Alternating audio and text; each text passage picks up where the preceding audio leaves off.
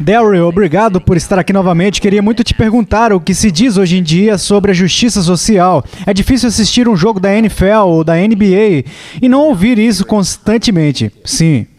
Mas acho que muitas pessoas nem mesmo entendem o que é justiça social pela definição das pessoas que a promovem. Sim. Você pode nos dar algumas dicas? O que é justiça social e o que significa?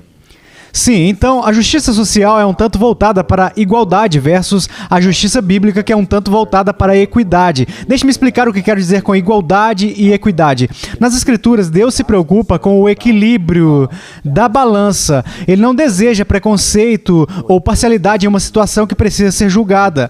Sabe, onde a decisão deve ser tomada, o julgamento precisa ser feito. Uma decisão precisa ser tomada. As Escrituras deixam claro que não podemos mostrar parcialidade para com ninguém. Acho que está em Levítico 19:15, onde Deus proíbe a parcialidade até para favorecer os pobres. Então, bingo, você tem a justiça social. A justiça social é especialmente tendenciosa a favor dos pobres, especialmente tendenciosa para aqueles que não o fizeram. E o que nós, como crentes, temos que entender é que Deus é tão contra a parcialidade que Ele realmente não se importa com quaisquer circunstâncias especiais que possam existir. Portanto, quando uma situação está sendo julgada no tribunal, ou se você discorda de alguém, Deus se preocupa com o que acontecerá para garantir que a situação seja justa. O que é necessário para garantir que essa situação seja independente do resultado? Acho que um grande exemplo bíblico está em 2 Reis, capítulo 3, onde você tem uma situação com o rei Salomão tendo que julgar a causa entre as duas mulheres que vieram a ele, ambas alegando que o filho era delas. Salomão governou com equidade, sabendo qual seria o resultado de uma dessas mulheres ir para casa sem o filho. Então, na economia de Deus, Ele está preocupado com a equidade, enquanto o mundo está preocupado com a igualdade, todos saindo com a mesma coisa ou com um resultado particular, um resultado desejado sendo realidade para mim. A justiça social é muito tendenciosa nos termos do mundo. Então, digamos hipoteticamente que alguém diz, Daryl, bem, por muitas décadas não houve equilíbrio para uma direção e agora o movimento de justiça social, ou as pessoas que aderiram a ele, estão tentando fazer uma compensação excessiva para nivelar isso. Qual é a diferença entre não mostrar parcialidade e tentar consertar o que aconteceu no passado? Bem, eu não sei se é função da igreja tentar consertar isso, sabe? Não quero parecer muito sarcástico aqui, mas não sei o que você poderia esperar em um mundo que está debaixo da influência maligna. Sabemos disso a partir de João 5,19. Não devemos ser ingênuos como crentes em pensar que em tudo haverá equilíbrio neste mundo, que tudo será justo. Sabe, falamos anteriormente sobre como crentes devemos praticar boas obras e manter o arrependimento. Você não pode esperar que ninguém, independentemente da pessoa estar em uma posição de autoridade, se eles não são crentes, se os seus corações não foram regenerados, você não deve esperar que eles exerçam os princípios e preceitos da justiça e retidão de Deus em determinadas situações. Mas tentar compensar tanto quanto o movimento de justiça social faz, usando as mesmas atitudes discriminatórias para com as atitudes preconceituosas da mesma pessoa. E esses mesmos sistemas e mecanismos tendenciosos e parciais para corrigir um erro histórico que é tão pecaminoso quanto o erro que foi cometido.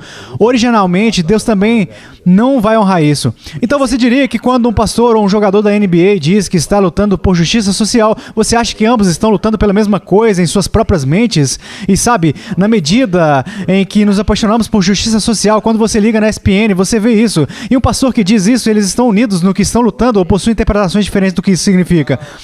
Poderia ser de qualquer jeito. E eu não quero ser muito simplista ao responder a sua pergunta, mas temos alguns pastores em acordo na igreja. Sabemos que as ligas esportivas profissionais passaram dos limites agora. Portanto, há pastores que poderiam dizer, bem, sim, eu sou a favor da justiça social. E eles ainda podem estar de acordo ao lado de alguns desses atletas. Mas quando você olha as escrituras, não existe justiça social nas escrituras que exerce justiça com injustiça. Não há nada que qualifique. E quando você olha as escrituras, a justiça provavelmente está ligada à de Deus. A retidão está inextricavelmente ligada ao seu caráter. Portanto, quando falamos sobre justiça, devemos nos perguntar, bem, o que você quer dizer com isso? Você está falando do contexto mundial, onde estão dizendo, bem, eu preciso de um determinado resultado, e se esse resultado não se concretizar, você acha que é uma injustiça? Ou você está olhando para a definição de Deus no contexto do que é justiça, retidão, o que significa fazer o que Deus considera certo? Independentemente do resultado, sem parcialidade, temos duas definições distintas aqui. E na maioria das vezes, a definição de justiça do mundo não é retirada dessa definição. Portanto, se alguém te disser, bem, o Antigo Testamento diz a mim em Amós e Miqueias para fazermos justiça. O que isso significa biblicamente? Me ajude.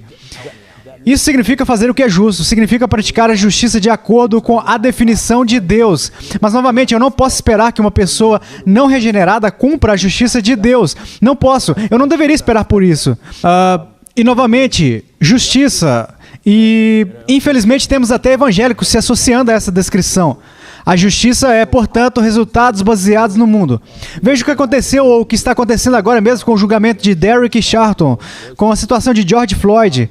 Ele foi condenado. Muitas pessoas dirão, bem, sim, ele recebeu justiça, porque eles querem ver uma condenação. Mas você sabe o que? Mesmo que ele tivesse sido absolvido, isso ainda seria justo, porque o processo que o absolveria seria imparcial, não seria tendencioso, seria justo para os dois lados, seria justo para a justiça e para a acusação. E precisamos nos lembrar de 1 Timóteo 5:24. Mesmo em situações onde a justiça de Deus não é cumprida neste mundo, ela será executada no próximo. Paulo escreve naquele versículo que os pecados de alguns homens são notórios e levam ao juízo, ao passo que os de outros só mais tarde se manifestam. Portanto, independentemente do resultado, ainda que o processo que se segue seja justo, imparcial, parcial, nós temos que dizer que isso foi a justiça de Deus, porque Deus é soberano sobre essa situação. Foi útil. Agora a última pergunta aqui é, digamos que eu sou um pastor e vou até você sinceramente, não para começar a fazer as coisas simplesmente por me preocupar com a cor da pele de outra pessoa, mas também quero praticar o bem na comunidade. E vejo claramente em Tiago 1:27 que sou chamado para cuidar de órfãos e viúvas em tribulações. Como eu devo obedecer a esses princípios sem ser rotulado, ou como ter o coração puro a respeito disso? Sim, eu simplesmente diria a essa pessoa, em primeiro lugar, você precisa parar de se importar com o que os outros podem pensar. Número 1, a sua única preocupação, eu já ouvi o John MacArthur dizer isso, que a sua única preocupação quando ele sobe ao púlpito é o que Deus pensa. Ele já disse à congregação face a face, eu realmente não me importo com o que vocês pensam sobre o que eu estou pregando deste púlpito. Devemos ter a mesma atitude, não podemos nos importar com o que as outras pessoas pensam. Acho que é 1 João, onde João diz que se o nosso coração não nos acusar, temos confiança diante de Deus. Portanto, você deve se examinar, como Paulo disse. Quais são suas motivações? Quais são as suas motivações para aplicar algum tipo de esforço moralista para... Se é de fachada? Se é de fachada, esse não é o evangelho. O evangelho não é moralismo. Se você é motivado por qualquer coisa, além de tentar ser obediente a Deus, se você é motivado por qualquer outra coisa que não seja servir a Deus, se você se empolga por causa de certos eventos que acontecem na sociedade, então você se levanta, Deus, eu tenho que fazer algo. Bem, essas são as motivações erradas, isso é moralismo, isso é humanismo. Era disso que Martin Luther King tratava, para ser honesto com você, mas esse não é o evangelho.